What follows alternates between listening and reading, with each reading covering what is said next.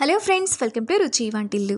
ఈరోజు మనం లంచ్ బాక్స్లోకి చాలా టేస్టీగా ఆలూ రైస్ ఎలా తయారు చేసుకోవాలో చూద్దాము. ఈ రైస్ని మనం చాలా సింపుల్గా ప్రిపేర్ చేసుకోవచ్చు. లంచ్ బాక్స్లోకి బాగుంటుంది. కూరగాయలు లేనప్పుడు అప్పటికప్పుడు చేసుకొని తినడానికి కూడా చాలా బాగుంటుంది. సో లేట్ చేయకుండా వీడియోలోకి వెళ్ళిపోదాం.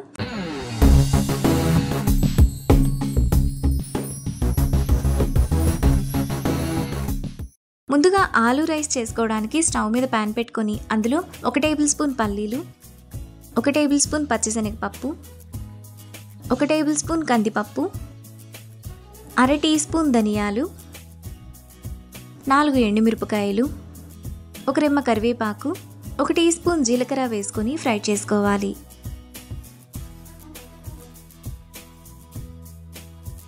దినుసులన్నీ ఈ విధంగా బాగా వేగిన తర్వాత వాటిని మిక్సీ జార్లోకి తీసుకొని చల్లారనివ్వాలి.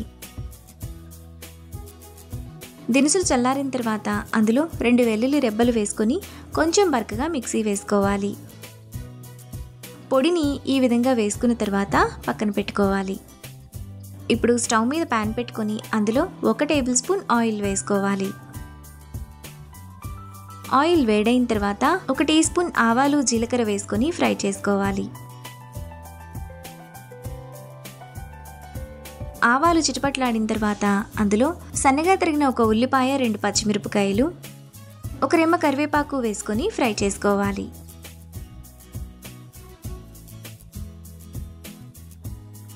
ఉల్లిపాయలు ఈ విధంగా బాగా వేగిన తర్వాత అందులో ఒక పెద్ద సైజు బంగాళదుంపను పైన పొట్టు తీసి ఇలా చిన్న చిన్న ముక్కలుగా కట్ చేసుకొని వేసుకోవాలి.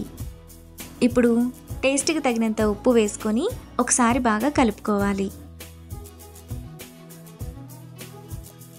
ఇలా కలుపుకున్న తర్వాత అందులో 1/2 గ్లాస్ నీళ్లు పోసుకొని మూత పెట్టి సిమ్ ఫ్లేమ్లో ఉడకనివ్వాలి.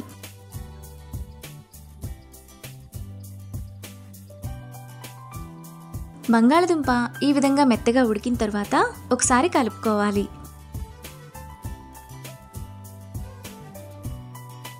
ఇప్పుడు 1/2 టీ స్పూన్ పసుపు, 1 టీ స్పూన్ కారం, 1/2 టీ స్పూన్ గరం మసాలా, ముందుగా మనం మిక్సీ వేసుకున్న పొడి 2 టేబుల్ స్పూన్లు వేసుకొని 1 నిమిషం పాటు మీడియం ఫ్లేమ్లో కలుపుకోవాలి.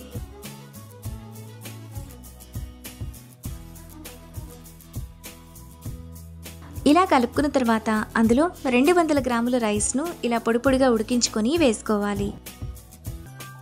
ఇప్పుడు ఆలూ మసాలా అంతా అన్నానికి పట్టేలా బాగా కలుపుకోవాలి.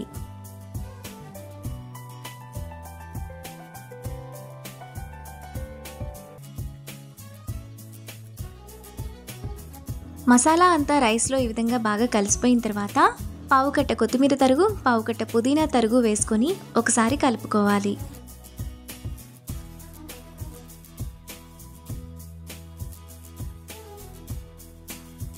ఇలా కలుపుకున్న తర్వాత లాస్ట్లో అరచెక్క నిమ్మరసం పిండుకొని కలుపుకోవాలి. ఈ రైస్లో కొంచెం పులుపు తగిలితే టేస్ట్ చాలా బాగుంటుంది.